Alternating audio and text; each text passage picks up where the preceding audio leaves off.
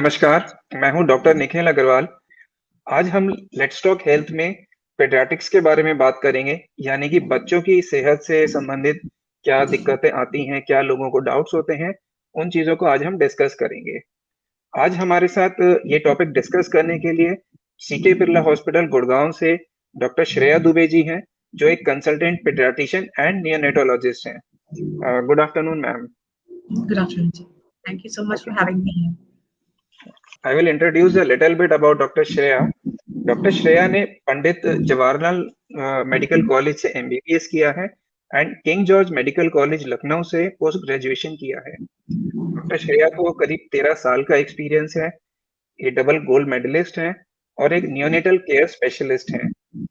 वैसे तो बच्चों से संबंधित सभी फील्ड्स में डॉक्टर श्रेया का एक्सपर्टीज है, लेकिन कुछ ऐसी चीजें हैं जहां इनका एक स्पेशल एक्सपीरियंस है, जैसे कि आपका नियोनेटल केयर जो मैंने आपको ऑलरेडी बताया, growth and development, behavioural paediatrics, immunisation, vaccination and adolescent care. Doctor Shreya ने 1000 से भी ज्यादा ईएलडब्ल्यू बेबीज को बचाया है, उनकी केयर की है।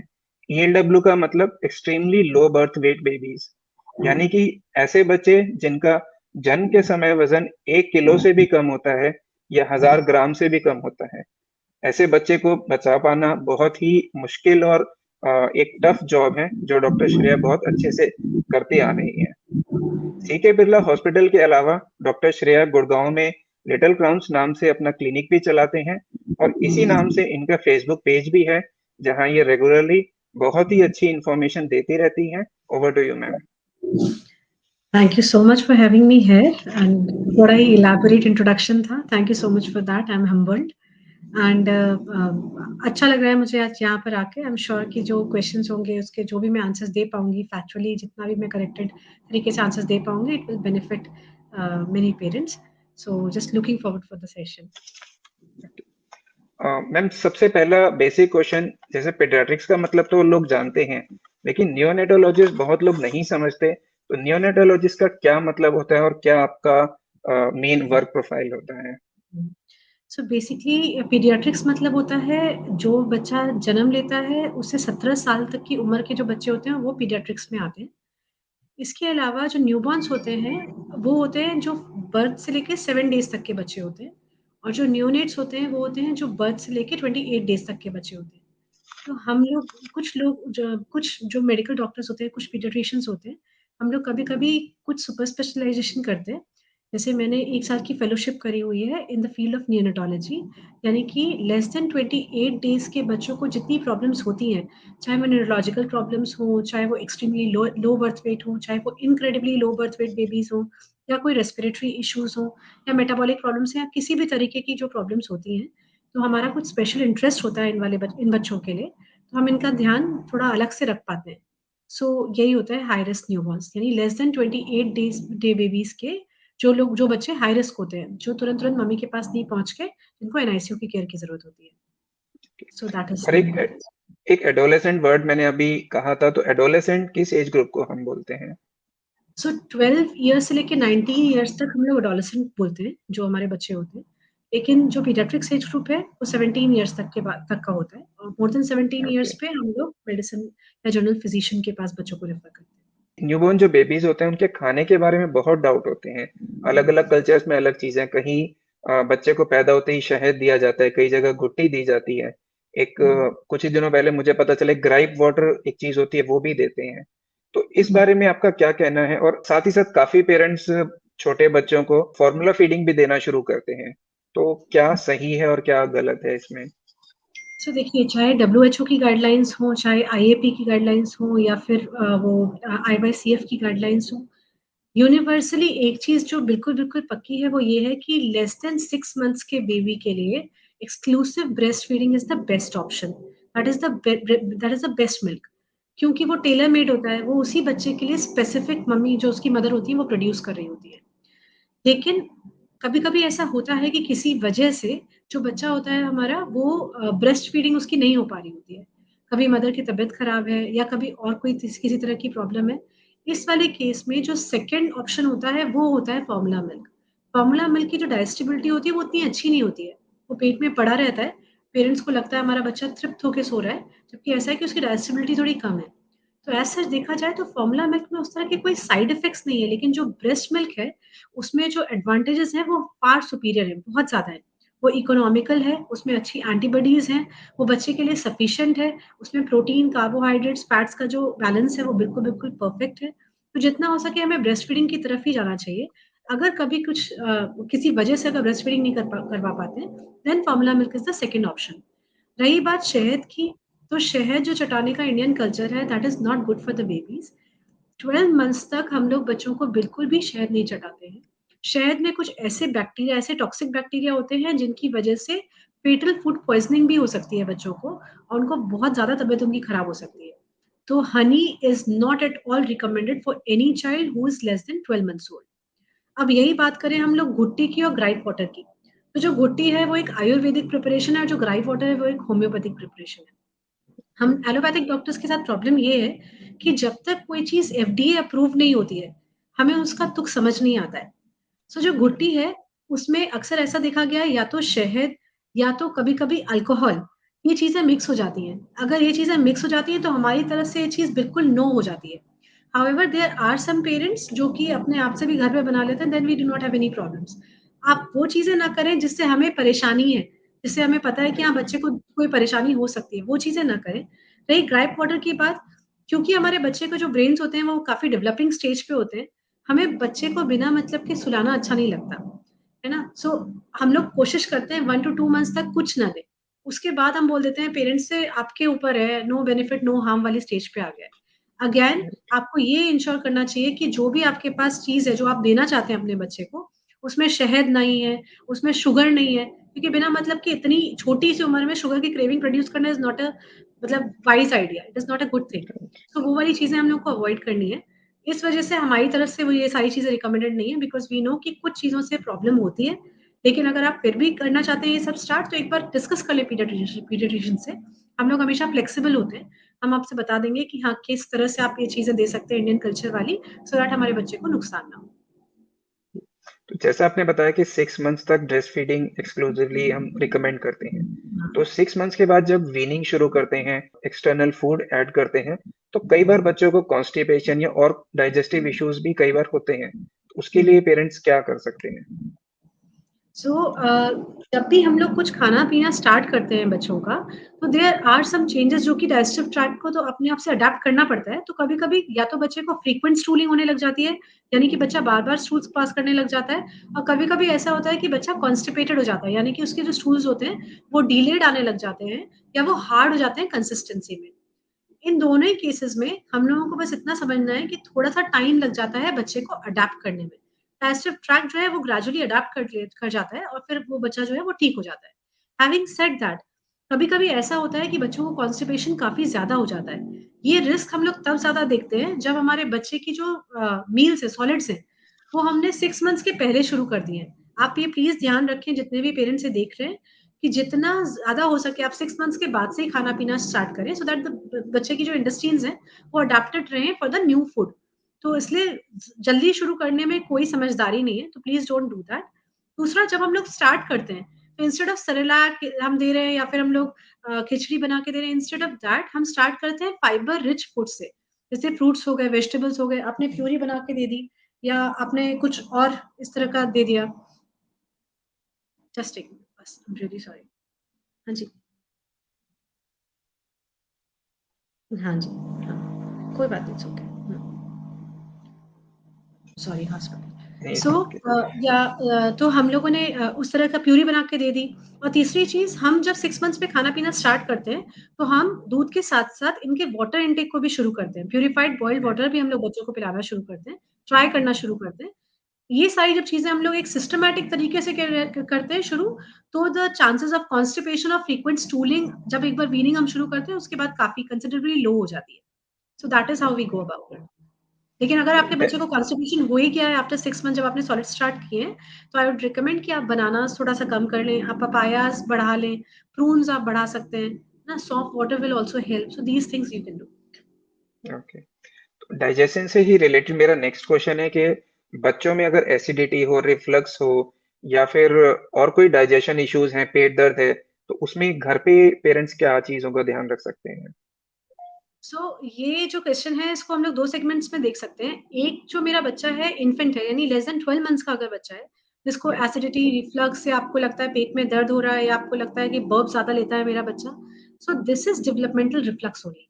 फूड पाइप का ओके। डेवलपमेंट होना है, मिल्क डाइजेस्ट होके लैक्टोज़ गैलेक्टोज़ बनाता है, वो ब्रेक डाउन होगा, कार्बन डाइऑक्साइड बनाएगा।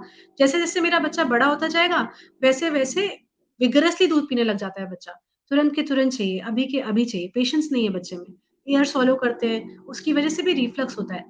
फॉर लेस देन 1 ईयर का बच्चा ये जो एसिडिटी है, रिफ्लक्स है, this is very, very normal. किसी बच्चे में अगर आउट ऑफ प्रोपोर्शन ये वाली प्रॉब्लम्स हो रही होती हैं, तो हमें लगता है कि आप एक बार अपने प्लीज़ पीडियाट्रिशियन से कंसल्ट कर लें, सो दैट आप रूल आउट करवा पाएँ कि मिल्क प्रोटीन एलर्जी वगैरह की इस तरह की कोई प्रॉब्लम तो नहीं चल रही है। तो gastro-oesophageal reflux is very common, less than 12 months के बच्चों में बहुत ज़्यादा कॉमन है एंड इनवेरिएबली 12 टू 18 मंथ्स तक ही अपने आप से प्रॉब्लम सबसाइड हो जाती है। ओके। हाउएवर जो बड़ा बच्चा है मेरा 18 महीने से बड़ा बच्चा है, अगर उसको ये वाली प्रॉब्लम्स हो रही हैं, इसका मतलब आपको एक बार अपने डॉक्टर से मिल लेना चाहिए, ताकि आप समझ पाएँ कि क्या बच्चे को अपनी लाइफ़स्टाइल चेंज करने की ज़रूरत है? क्या ऐसा है उसको अपना पानी बढ़ाने की ज़रूरत है या मील्स को रेगुलराइज़ करने की ज़रूरत है? या खाने या पीने से कुछ हटाने की ज़रूरत है? या किसी और इन्वेस्टिगेशन की ज़रूरत है? तो दोनों सेगमेंट्स में हमारी अप्रोच जो होती है वो डिफरेंट हो जाती है। ओके। और एक हम बहुत कॉमनली देखते हैं और डेटा भी है कि छोटे बच्चों में लंग्स इन्फेक्शन जैसे निमोनिया या नॉर्मल सर्दी खांसी काफ़ी ज़्यादा होता है। तो उसमें किस मोमेंट पे डॉक्टर के पास जाना चाहिए या कब तक घर पे वेट कर सकते हैं या कोई ऐसे अलार्मिंग साइन्स हैं जो देख के हमें कंसल्ट करना चाहिए पीडियाट्रिशियन को? हाँ, basically this is also a very, very common question. हमेशा कन्फ्यूजन रहती है कि ये जो इन्फेक्शन हो रहा है मेरे बच्चे को ये वायरल है कि बैक्टीरियल है ना? द थिंग इज़ कि जब भी सीज़नल चेंज होते हैं, तो बच्चों को अक्सर इन्फेक्शंस हो जाते हैं। हमारे लिए जो कॉफ एंड कोल्ड है, खासकर जो मेट्रोपॉलिटन में रह रहे होते हैं, बड़े शहरों में जो लोग रह रहे होते हैं, अगर बच्चों को कॉफ एंड कोल्ड होता है, तो usually the trigger is pollution also, है ना? पॉल्यूशन की वजह से भी हो रहा होता है, इसके अलावा टेम्परेचर वेरिएशन हुआ है, सीज़नल चेंज हुआ है, उसकी वजह से भी प्रॉब्लम्स हो रही होती हैं। तो अक्सर ऐसा होता है कि हमारे बच्चे ज़्यादा वल्नरेबल हो जाते हैं टू गेट एलर्जीज़ एंड इस तरह के recurrent respiratory tract infections. Cough and cold अगर चल रहा है इट इज ओके है ना। आप घर पे अपनी जो डॉक्टर ने आपको जो भी ओवर द काउंटर ड्रग्स दिए आप वो ट्राई कर सकते हैं। लेकिन अगर आपको लग रहा है कि ये कफ एंड कोल्ड इतना सिवियर है कि मेरा बच्चा रात में सो नहीं पा रहा, या अगर आपको लगता है कि इतना सिवियर है कि बच्चा कुछ खा पी नहीं पा रहा, या आपको लगता है ये परसिस्टेंट हो गया है, तो 5 दिन हो गए बच्चे का सर्दी खांसी खत्म ही नहीं हो रही है, then you need to visit a doctor. And about the other infections, अगर आपको लगता है आपके बच्चे का फीवर लो ग्रेड है यानी लेस देन 100 चल रहा है और 24 घंटे से ज़्यादा हो चुके हैं, तब आपको डॉक्टर के पास जाना चाहिए। या अगर आपको लगता है आपके बच्चे का फीवर 101 से ज़्यादा आ गया है एक बार भी in a setting of cough and cold, तब आपको डॉक्टर के पास जाना चाहिए। तो ये कुछ कंडीशंस हैं जब आपको डॉक्टर के पास विज़िट करने जाना चाहिए। बाकी तो अगेन हम लोग को की जो अप्रोच होती है काफ़ी फ्लेक्सिबल होती है and we are always supportive of the home remedies जब तक कि बच्चा सिक ना हो, जो मैंने अभी भी चीज़ें बताई। राइट। हनी जिंजर, हनी तुलसी ये सब आप दे सकते हैं, स्टीमर ऑन कर सकते हैं, है ना? ये सारी चीज़ें कर सकते हैं। जी। एक छोटी-सी चीज़ मैं ऐड करना चाहूँगा जो हम बड़े पेशेंट्स में भी कहते हैं, अगर कोई भी सिम्पटम है आप होम केयर करें, ट्राई करें, डेफ़िनिटली लेकिन इतना वेट ना करें कि सिचुएशन खराब हो जाए। दूसरा, जैसे मैम ने कहा ओवर द काउंटर मेडिसिन्स आप ले सकते हैं, लेकिन अगर एंटीबायोटिक आपको कभी पहले प्रिस्क्राइब किया है, वो खुद से आप नहीं लें, वो डॉक्टर से हाँ, कंसल्ट करने के बाद ही लेना है। True antibiotics are never over the counter drugs, तो हमेशा ध्यान या रखें अपने आप से मत लें एंटीबायोटिक्स। जी। नेक्स्ट क्वेश्चन हमारा है कि एक जो पॉटी ट्रेनिंग हम कहते हैं उसके लिए क्या कोई ऐसा एज क्राइटेरिया है कि इतनी एज तक बच्चे को पॉटी ट्रेनिंग सीख जानी चाहिए या कब सिखानी शुरू करनी चाहिए? इसकी जो टॉयलेट ट्रेनिंग है इसकी जो रेंज होती है काफ़ी काफ़ी वाइड होती है। हम लोग 18 मंथ से स्टार्ट कर सकते हैं और 5 इयर्स तक हमारा बच्चा टॉयलेट ट्रेन हो सकता है। लेकिन ओके। वही वाली बात है कि कभी भी रश नहीं करना चाहिए। जितना हम ज़्यादा रश करते हैं, जितना हम अपने बच्चे को प्रेशराइज़ करते हैं फॉर दैट थिंग, उतनी ज़्यादा प्रॉब्लम्स बढ़ती जाती हैं। टॉयलेट ट्रेनिंग भी डिले हो जाती है और प्लस कभी-कभी हमने देखा है अगर हम लोग फोर्सफुल टॉयलेट ट्रेनिंग करते हैं तो कॉन्स्टिपेशन के भी इश्यूज़ हो जाते हैं। It is very, very important that you start study, आराम से चलें, बच्चे को ज़बरदस्ती फोर्स ना करें, है ना? विद पैड्स ऑन पहले पॉटी सीट के साथ कंफर्टेबल कराएँ, उसके बाद ही आप आगे बढ़ें। इट इज़ नॉट एन बिल्कुल ऐसा नहीं मैंडेटरी नहीं है कि आपके बच्चे को ये 2 साल तक बिल्कुल टॉयलेट ट्रेनिंग आ जानी चाहिए। 18 टू 24 मंथ्स तक आप कभी भी स्टार्ट कर सकते हैं ये वाला प्रोसीजर, मतलब ये प्रैक्टिस, एंड देन यू 4 साल 5 साल तक बच्चा सीख ही जाता है। तो इसी तरह से डेवलपमेंट को रिलेटेड बोलने का बड़ा एक इश्यू रहता है, जो हम बहुत कॉमनली क्वेश्चंस देखते हैं कि कुछ बच्चे होते हैं जो कि ठीक से बोल नहीं पाते, या कुछ छोटे बच्चे जो बोलना शुरू ही नहीं करते साल 2 साल तक 3 साल तक भी। तो वहाँ अगेन कब तक वेट करना चाहिए और कब जाना चाहिए डॉक्टर के पास? So this has become a very, very common problem, especially during the COVID era, है ना? हमारे राइट। बच्चे जो लास्ट 2 साल से घर पे बैठे हैं, उनको थोड़ी ज़्यादा प्रॉब्लम हो गई। सो द थिंग इज़ कि 2 तरीके से हम लोग, इस again there are 2 approaches to this.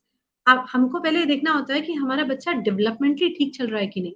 कि स्पीच तो चलो समझ गए हम कि हाँ, स्पीच में प्रॉब्लम आ रही है, बट जो बाकी के डेवलपमेंटल माइलस्टोन्स हैं, वो ठीक चल रहे हैं कि नहीं। सो इसमें हमारे लिए बहुत इम्पोर्टेंट है ये देखना कि बच्चा अपने नाम को रिस्पॉन्ड करता है कि नहीं by the age of 15 to 18 months. बच्चे का आई कॉन्टैक्ट कैसा है? अब बच्चा सोशली थोड़ा बहुत इंटरैक्ट कर रहा है कि वो अपने में ही चले जा रहा है? अगर ये वाले कोई रेड फ्लैग्स नहीं है, तो फिर बहुत ज़्यादा स्ट्रेस नहीं होता है कि बच्चा थोड़ा डिलेड बोल रहा है। बेसिकली जितना हमारे बच्चों का phone, mobile, TV screen exposure बढ़ा है, they have started to not feel the need to express themselves, है ना? उनको लगता है कोई बात नहीं, दुनिया तो चल ही रही है ना? Plus the parents are always busy and understandably so. So उनसे ज़्यादा बात नहीं कर रहा है कोई बच्चों से, बच्चे अपने हाथ से बता देते हैं, उनको बताना ही नहीं पड़ता, जेस्चर से ही समझ में आ जाता है कि क्या हो रहा है। जी। उस वजह से जो स्पीच है थोड़ी डिलेड हो रही है। लेकिन अगेन बाय 2 इयर्स अगर आपको लगता है आपका बच्चा मम्मा, पापा भी नहीं बोल रहा है, कुछ भी नहीं बोल रहा है, या फिर अगर आपको लगता है कि बच्चा पहले अच्छे से बोल रहा था और वो रिग्रेस करने लग गया, यानी पहले जो चीज़ें बोलता था वो नहीं बोल रहा, या आपको लगता है बच्चा पॉइंट करके भी चीज़ें नहीं बताता, नॉन वर्बल जेस्चर्स भी नहीं है, या अगर आपको लगता है कोई भी रेड फ्लैग है, then you should surely visit your paediatrician. अगला मेरा सवाल कैंसर से रिलेटेड है। बड़े लोगों में तो कैंसर बहुत बढ़ ही रहा है और लोग थोड़ा अवेयर भी हो रहे हैं, लेकिन बच्चों में भी कैंसर के केसेस बढ़ रहे हैं। अभी फरवरी में चाइल्डहुड कैंसर डे भी था। तो कैंसर के ऐसे कोई लक्षण हैं जो पेरेंट्स देख सकते हैं, समझ सकते हैं, कब अलर्ट होना चाहिए? Okay. So the thing is कि as with any other disease in kids, जो कैंसर के बच्चों में भी सिम्पटम्स होते हैं वो नॉन स्पेसिफिक ही होते हैं, है ना? वो पता नहीं चल पाते हैं बहुत जल्दी। हाउएवर इसका मतलब ये नहीं है कि हम डर जाएँ या हम ज़्यादा नेगेटिव ही सोचते रहें।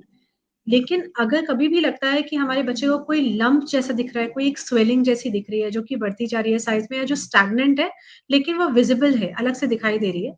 या अगर हमें लगता है कि हमारा बच्चे को बहुत ईज़िली चोटों के निशान आ जा रहे हैं, या अगर हमें लगता है कि उसको कहीं किसी भी जगह से बहुत जल्दी ब्लीडिंग हो जाती है, या फिर अगर हमें लगता है कि हमारा बच्चा बहुत सफ़ेद दिख रहा है या बहुत सुस्त रहने लग गया है, या 1 महीने में उसका जो वेट है वो 2 किलो से ज़्यादा गिर गया है, या अगर आपको लगता है कोई भी एटिपिकल सिम्पटम है जो आपको ठीक नहीं लग रहा है, that means you need to visit the doctor. These are some of the symptoms of cancer. कभी-कभी बच्चे लिम्प भी करते हैं, बहुत सारी चीज़ें होती हैं, but since they are non specific symptoms, so मैं अभी डराऊँगी नहीं। सो इस वजह से जब भी आपको लगे कुछ ठीक नहीं है, तो एक बार अपने डॉक्टर को विजिट कर सकते हैं एंड वी कैन कन्फर्म। ठीक है। अभी जैसे इससे पहले हमने बात की थी कि कुछ बच्चे कम बोलते हैं, तो कुछ बच्चे ऐसे होते हैं जो बहुत ज़्यादा ओवर एक्टिव होते हैं, चिड़चिड़े रहते हैं और बहुत ज़्यादा कुछ चीज़ों के लिए ज़िद करते हैं, खिलौनों के लिए या किसी और चीज़ के लिए, और अपनी चीज़ें शेयर नहीं करना चाहते, जो अपने अगर घर में कज़िन्स हैं या कोई करीब फ्रेंड्स हैं। तो उन बच्चों के लिए पेरेंट्स क्या कर सकते हैं? क्या साइकोलॉजिस्ट के पास बच्चे को ले जाने की ज़रूरत है? सो देखिए, जो बच्चे होते हैं ना, दे आर इनहेरेंटली सेल्फिश, है ना? वो राइट। सेल्फिश ही होते हैं, वो अपना सर्वाइव करने के लिए आए हैं दुनिया में, ठीक है? लेकिन जो शेयरिंग वाला कैरेक्टरिस्टिक आता है, वो टिपिकली 2.5 इयर्स के बाद आने लग जाता है।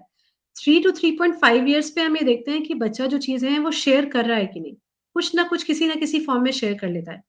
पहली बात तो घबराएँ नहीं, ठीक है? अगर वो शेयर नहीं कर रहा है, अगर आपको लगता है एक पर्सनैलिटी ट्रेट है, जो कि नेगेटिव कॉनोटेशन पे जा रहा है, फिर इट इज़ ओके। ये जो पर्सनैलिटीज़ हैं, ये चेंज होती रहती हैं। आपको बस 2 चीज़ें इंश्योर करनी है कि एक तो आप अपने बच्चे को ट्रस्ट करते हैं कि जैसा भी होने वाला है, वो अच्छा ही निकलने वाला है, और दूसरा आप खुद एक गुड रोल मॉडल बने हुए हैं। आपको ये दोनों चीज़ें बस इंश्योर करनी है। इसके अलावा अगर आपको लगता है कि बच्चा अलग से हाइपर एक्टिव है, यानी कि उसका कहीं ध्यान ही नहीं लग रहा है, एक मोटर जैसी लगी हुई है, उसको फ़र्क ही नहीं पड़ रहा दुनिया में क्या चल रहा है, वो बस अपना ही काम करता चला जा रहा है। बिल्कुल भी कहीं पे भी अटेंशन स्पैन नहीं है, वो किसी के बारे में कुछ भी नहीं सोच पा रहा है, और अगर इस तरह का लग रहा है तो फिर हम लोग कभी-कभी ऐसा होता है कि अटेंशन डेफिसिट और हाइपर एक्टिविटी डिसऑर्डर नाम की भी एक एंटिटी होती है। सो अगर आपको जी। लग रहा है कि it is just going out of proportion, it is not okay, then again you should just visit with your paediatrician और एनी डेवलपमेंटल स्पेशलिस्ट, एंड हम लोग फिर कन्फर्म कर देते हैं कि क्या प्रॉब्लम चल रही है। ओके। अगला मेरा क्वेश्चन है जो बच्चों के डाइट के बारे में। आजकल एक बहुत ज़्यादा कॉमनली मैं देख रहा हूँ, मेरे भी एक नेफ्यू हैं कि जो रेगुलर घर का खाना है, रोटी सब्जी है या जो भी घर में बना है, उसको खाने में बहुत ज़्यादा प्रॉब्लम करते हैं, या तो खाते ही नहीं है या एक-एक घंटे तक आराम-आराम से खाते हैं ज़बरदस्ती। और अगर कुछ फास्ट फूड उनको दें, पिज़्ज़ा है, बर्गर है, मोमोज़ है, उसके लिए they are every time ready. तो हुँ। इससे रिलेटेड मैं आपसे 2 चीज़ें पूछना चाहता हूँ। तो पहला, इसके लिए पेरेंट्स क्या कर सकते हैं? और दूसरा, जो पेरेंट्स नहीं कर पा रहे हैं किसी भी कारण से, तो बच्चों में हम देखते हैं कि ओबेसिटी काफ़ी बढ़ रही है। पहले हुँ। हमें बच्चों में सिर्फ़ मैलन्यूट्रिशन दिखता था, अब ओवर न्यूट्रिशन की प्रॉब्लम काफ़ी बढ़ रही है। हुँ। तो इससे डेफ़िनिटली आगे चल के लाइफ़स्टाइल डिसऑर्डर्स में हुँ। इम्पैक्ट पड़ेगा। तो हुँ। उसमें क्या कर सकते हैं पेरेंट्स? सो बेसिकली दोनों क्वेश्चंस का आंसर एक्चुअली तो देखा जाए तो सेम ही है। पहली राइट, बात तो ये कि जो हमारे बच्चे हैं, ये उनकी अकेले की प्रॉब्लम नहीं है, एडल्ट्स की भी प्रॉब्लम है ना? कि जो चीज़ें स्पाइसी होती हैं, बाहर की होती हैं, we get attracted to them. Exactly, लेकिन बाकी चीज़ों के लिए जो घर वाली चीज़ें हैं, वो सेकंड वो ले लेती है, unless and until we are very conscious about our diets. हमारे राइट, बच्चों में वो वाला नहीं है, जो रीज़नेबल वाला जो सेंटर होता है, वो उतना अभी डेवलप नहीं हुआ है, एब्स्ट्रैक्ट और इनसाइट्स नहीं होने लगे हैं। तो वो बेचारे जो मन आ रहा है वही करते हैं, है ना? They R G, crying for the biscuits या चिप्स या कुछ ना कुछ इस तरह की चीज़ें चलती रहती हैं। सो ये वाली चीज़ होनी है because they are addictive substances, है ना? जैसे राइट, कि ड्रग्स एडिक्टिव होते हैं, वैसे ये वाले जो सब्सटेंसेस होते हैं जिसमें सॉल्ट ज़्यादा है, जिसमें प्रिजर्वेटिव्स हैं, दे आर एडिक्टिव। ये भूख को कम नहीं करते, ये बस भूख को बढ़ाते चले जाते हैं। तो ये वाली चीज़ जो है ये तो रहेगी रहेगी। द ओनली थिंग इज़ कि जो इस तरह का जंक है वो हमें कट आउट करना होगा। अब क्या कंप्लीटली कट आउट कर दें? नहीं। वन्स अ वीक ये चीज़ें अलाउड होनी चाहिए, लेकिन वो आपके साथ अलाउड होनी चाहिए, सो दैट बच्चा अपने फूड के साथ एक हेल्दी रिलेशनशिप बना सके, ताकि उसको ये समझ में आ सके कि उसको डिप्राइव नहीं किया जा रहा है। Since it is not a good thing, तो once a week it is enough. So ये वाली चीज़ हम लोग को करनी होगी। दूसरा, हेल्दी डाइट की जो आदत होती है, ये आराम से नहीं पड़ती, है ना? 21 से 60 दिन लग जाते हैं, किसी भी को भी की एक हेल्दी डाइट को अपने आप में इम्बाइब करने के लिए। सो बस वही है, घर पे हमेशा हेल्दी खाना होना चाहिए। Again, only way out is you be a good role model. नहीं खाता, बच्चा राइट, नहीं खाए, ओके। वो नहीं भी खाएगा तो उसको कुछ नहीं होने वाला। बच्चे डेवलपमेंटल स्टेजेस में होते हैं। साढ़े 3 साल तक के जो बच्चे होते हैं, उनका ब्रेन डेवलपमेंट इतना फास्ट चल रहा होता है कि उनको पता होता है कि उनकी एपेटाइट कितनी है। Just respect their appetite. आप हेल्दी फूड उनके सामने ऑफर करें। अगर वो बच्चा नहीं खा रहा है, देन इट इज़ ओके। अपने आप को समझाएँ कि इट इज़ ओके। आप अगर आपको जी। लगता है कि नहीं यार बेचारा बच्चा कुछ नहीं खा रहा, आप वीकली एक बार वेट चेक कर लें। I am telling you, weight lose नहीं होने वाला उसका।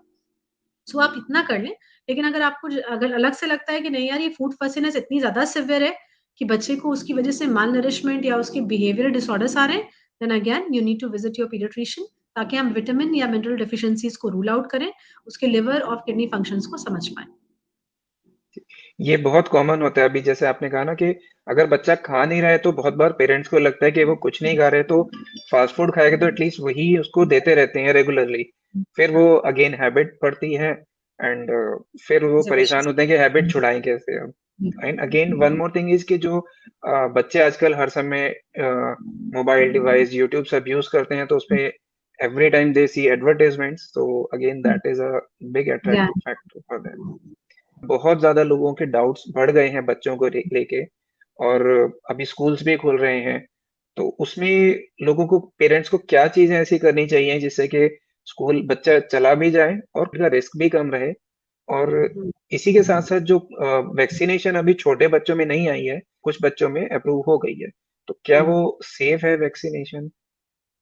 हाँ जी। सो अगर हम बात करें वैक्सीन की, तो वैक्सीन जो है इट इज़ सेफ, तो अगर आपका बच्चा मोर देन 15 इयर्स का है तो please get the vaccine for the बच्चा।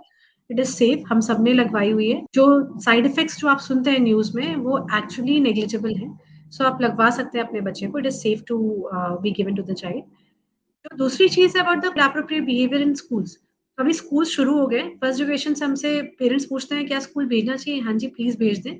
बच्चों को बहुत ज़रूरत है एजुकेशनल प्लेटफ़ॉर्म की, to get out and to meet with their peer groups. It is very, very important for the kids now. So it is high time कि हम लोग उनको भेजना स्टार्ट कर दें। दूसरी चीज़ एप्रोप्रिएट बिहेवियर, ये घर से ही शुरू होता है। हम उनको मास्क पहनना सिखाते हैं, है ना? वो अगर मोर जी। देन 2 इयर्स का बच्चा है तो उनको मास्क आपको पता होना चाहिए कि हाँ, इनको पहनना है। दूसरा उनको पता होना चाहिए कि उनको हाथ बार-बार सैनिटाइज़ करने हैं। उनको पता होना चाहिए कि जब hand washing is not an option, hand sanitising is good enough. तो उनको ये भी पता होना चाहिए। इसके अलावा जो उसके साथ-साथ दूसरे वायरसेज़ अभी प्रेवलेंट हुए हैं कि जो फ्लू वायरसेज़ हैं, चाहे स्टमक फ्लू हो, चाहे कॉमन कोल्ड वाला हो, तो they should always the kids should always remember कि उनको खाने के बाद टॉयलेट यूज़ करने के बाद उनको हाथ धोना चाहिए, उनको अपना माउथ साफ कर लेना चाहिए, ये सब उनको पता होना चाहिए ऑलरेडी। तो ये सारी चीज़ें हैं और अगर सब हम लोग की तरफ से यही होता है कि अगर घर पे किसी को नहीं है, there is very, very low chance कि अगर बच्चों को होगा भी तो thankful it is not severe, so वो ठीक भी हो जाता है। तो nothing to worry. And again इसमें सेम चीज है, रोल मॉडल पेरेंट्स को बनना है। अगर आप एज अ डेफिनिटली। पेरेंट्स ये सारी चीजें प्रैक्टिस करेंगे तो बच्चे अगर उसको नहीं भी समझेंगे तो उनको एक शौक होता है, एक ईगरनेस होती है सेम चीज करने की, वो फिर उन चीजों को डेफिनेटली फॉलो भी करेंगे। अगला क्वेश्चन इसी से रिलेटेड है कि इम्यूनिटी के बारे में एक बहुत ज्यादा I would say over awareness हो गई है थोड़ा, तो क्या चीजें कर सकते हैं जिससे बच्चों की इम्यूनिटी थोड़ी इंप्रूव हो जाए? सो इम्यूनिटी के लिए कोई सुपर ड्रग नहीं है हमारे पास बच्चों के लिए। राइट। जो द ओनली थिंग इज़ कि लाइफ़स्टाइल हमारी ठीक होनी चाहिए। फिज़िकल एक्टिविटी 30 मिनट्स के लिए in the morning is very, very important. जब हम फिज़िकल एक्टिविटी करते हैं जब हमारे बच्चे करते हैं, मोर देन 2 साल का बच्चा फिज़िकल एक्टिविटी कर सकता है। वो जंप कर सकता है, वो रन कर सकता है, वो दौड़ सकता है, वो कुछ भी कर सकता है। तो 30 मिनट्स की जो फिज़िकल एक्टिविटी मॉर्निंग में होती है, उसके बाद क्योंकि बच्चे एक डेवलपिंग स्टेज पे उनके ग्रोथ हार्मोन वगैरह रिलीज़ होता रहता है, सो एंडोर्फिन्स भी रिलीज़ हो जाते हैं, जिसकी वजह से इम्यून जो सिस्टम होता है, वो स्ट्रेंथन हो जाता है। जो नेक्स्ट चीज़ है, वो ये है कि बच्चों को हमें हेल्दी फूड देना चाहिए। जितना जंक बॉडी को प्रोसेस करना पड़ेगा, उतना बॉडी इम्यूनो कॉम्प्रोमाइज़्ड रहेगी। जितना बॉडी में बैड कोलेस्टेरॉल होगा, जिसको हम लोग कहते हैं, जो हम एलडीएल जो कोलेस्टेरॉल होता है, जितना इस तरह के कोलेस्टेरॉल होगा, जितना बॉडी बॉडी थोड़ा एक लेथार्जिक, लो मेटाबॉलिज़्म वाली स्पीड में रहेगी, उतना ज़्यादा बॉडी को मेहनत करनी पड़ेगी फॉर द इम्यूनिटी थिंग। सो अगर हेल्दी डाइट है, हम फ्रूट्स, वेजिटेबल्स का ध्यान रख रहे हैं, हम डेयरी प्रोडक्ट्स हम लोग दे पा रहे हैं अपने बच्चों को, कैल्शियम वगैरह देने के लिए, सप्लीमेंट करने के लिए। इसके अलावा हम लोग अगर प्रोटीन्स का ध्यान रख रहे हैं उनकी डाइट में, तो फिर जो इम्यूनिटी है वो अपने आप से स्ट्रेंथन हो जाती है। हैविंग सेड दैट, अब ये जो हमारे बच्चे हैं, ये अभी भी हमारी बात हुई थी, फसी होते हैं काफ़ी। सो अगेन ऐसा नहीं है कि मैं प्रोटीन नहीं दे पा रही या मैं डेयरी नहीं खिला पा रही बिकॉज़ मेरा बच्चा लैक्टोज़ इंटॉलरेंट है। आपको बस ट्राई करना है। लैक्टोज़ इंटॉलरेंट बच्चा है तो फिर कैल्शियम वगैरह के दूसरे भी सोर्सेज़ होते हैं। है ना? टोफू होता है या एप्पल्स हम लोग दे सकते हैं, किसी और तरीके से हम लोग राइट। सप्लीमेंट कर सकते हैं। तो हमें इम्यूनिटी एक हेल्दी, स्टेडी तरीके से ही हम बढ़ा सकते हैं। बाकी कोई सुपर ड्रग नहीं है। अगर आप दुनिया भर के मल्टीविटामिन्स या मिनरल्स दे रहे हैं, सो it is not a good deal, it's not a good thing. एक मैंने भी अभी बीच में कुछ 1-2 महीने पहले एक स्टडी आई थी, उसमें था कि अगर बच्चे 6-7 की एज तक फिजिकली एक्टिव हैं, चाहे वो हुँ, खेल रहे हैं, कूद रहे हैं, तो उनकी जो हेल्थ है वो 8 टू 12 इयर्स के टाइम पे बहुत अच्छी रहती है। एंड एग्ज़ैक्टली अगेन हाँ, जो 12 टू 15 या 16 के पीरियड में जो फिजिकली एक्टिव हैं, स्कूल गोइंग चिल्ड्रन, उनकी हेल्थ आगे लाइक 30s 40s में भी काफी ज्यादा उससे फर्क पड़ता है। फ़र्क पड़ता है। येस ऑफ एंड कोर्स, जी, बिल्कुल।